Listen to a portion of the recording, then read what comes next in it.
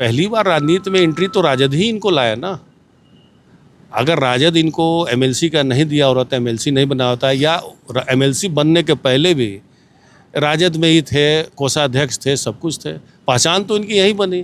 पहचान बनने के बाद वो अपोजिशन का जब लीडर का पोस्ट छिन गया राबड़ी जी के कारण, राबड़ी जी का हट गया क्योंकि संख्या कम हो गई, ये 4-5 जो है एमएलसी यहाँ से निकल गया। तो राजद तो बनाया ना इनको भाई, जबकि लालदास राय जी एमएलसी थे यहाँ, उनको पार्टी ने टिकट काट के इनको उम्मीदवार बनाया और ये चुनाव जीत जाने के बाद जो है पलट गया।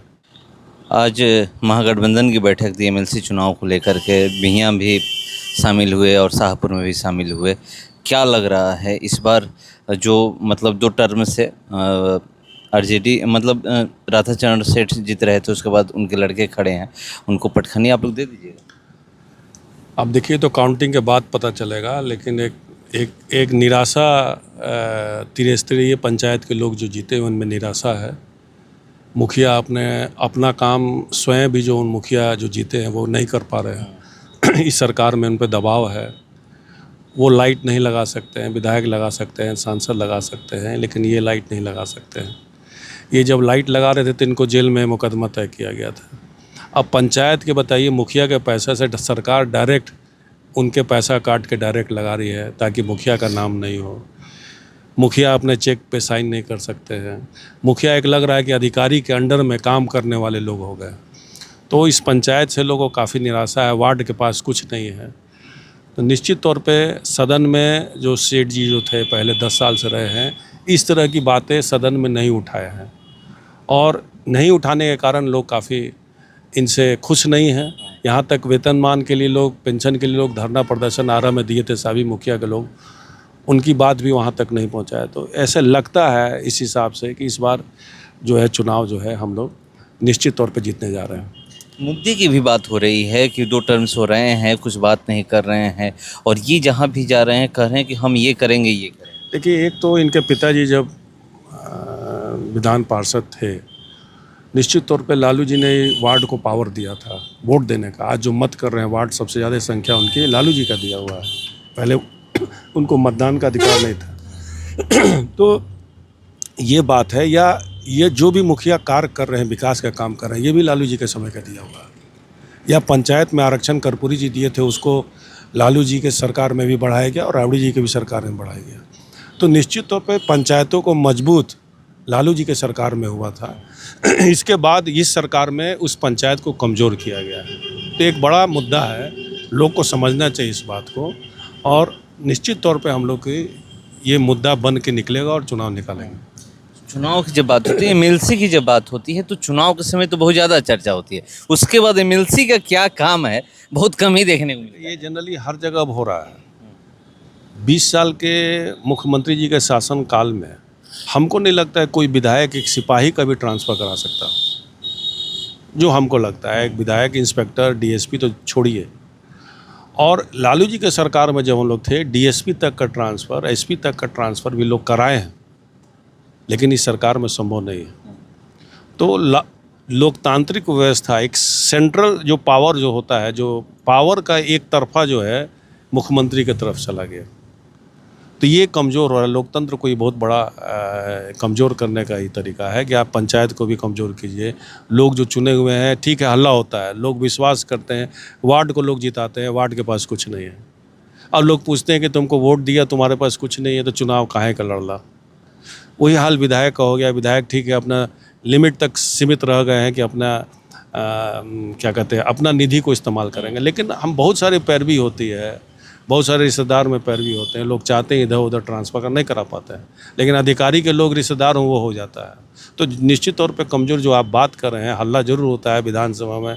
धीरे धीरे एक्चुअल में समझ में जब आता है, जब सदन में जाते हैं, तब समझ में आता है कि अरे ये तो है, ये जो कब्जा है सिर्फ पद पे हम रह गए, लेकिन जितना अधिकतर पावर जो है वो अधिकारियों के पास है। तो ये काफ़ी निराशा होती है ये जान कर। मंच से आप एक बात और बोले कि ये जो लोग नेता बने हैं, या तो जेपी आंदोलन से बने हैं या फिर लालू जी के रीजन में बने हैं, ये लोग ऐसे ही जो घूम रहे हैं, मतलब बन चुके हैं। बिल्कुल, जेपी आंदोलन में 74 का आंदोलन हो जब भी हुआ तो उसमें लोग नेता जेल गए, नेता निकले। उसके बाद नेता के उपज हुई 90 में लालू जी की सरकार में, जो अपनी क्षेत्रीय पार्टी जो बनना देश में शुरू हुआ, उसमें लालू जी एक क्षेत्रीय पार्टी बनकर, जितने भी आप नीतीश कुमार जी हों या जितने भी आप बड़े बड़े लीडर्स को आप देखते होंगे, सब उन्हीं से निकले हुए हैं। जो ऊर्जा मंत्री अभी डिप्टी सीएम है, उन्हीं के मंत्रालय में थे। अगर लालू जी इन लोग को बढ़ाए नहीं होते, आज कुशवाहा के नेता कैसे बनते हैं, आज पासवान के नेता कैसे बनते हैं, आज जो समझौता करके मांझी जी जो हैं उनको नहीं बढ़ाए रहते। बढ़ाने का मतलब क्या होता है? मंत्री का पोस्ट, पावर का पोस्ट अगर इन लोगों को नहीं दिए होते तो इन लोगों को पहचान कैसे बनते? इन लोगों की पहचान लालू जी के बनाए हैं उसमें और लालू जी को गाली देने में, दो ही है। या इन लोगों को समाज को ऊपर पहुंचाया, जो बड़े नेता हो गए पार्टी छोड़ के अब दूसरे पार्टी में जाके वहाँ सेट हुए। एक वो नेता हो गए और दूसरा नेता लालू जी को जितना से जितना गाली दे सके, उसके बाद नेता। यही कारण है, दूसरा कोई कारण नहीं। नेता नहीं बन रहे हैं लोग। कहाँ बन रहे हैं लोग? कोई नहीं बन रहा है लोग।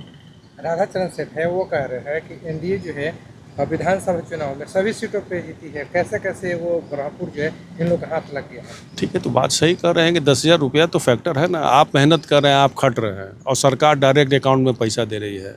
10-10 हज़ार, एक परिवार को 5-5, 6-6 हज़ार क्यों पैसा दिया गया? आखिर उसका रिजल्ट क्या है?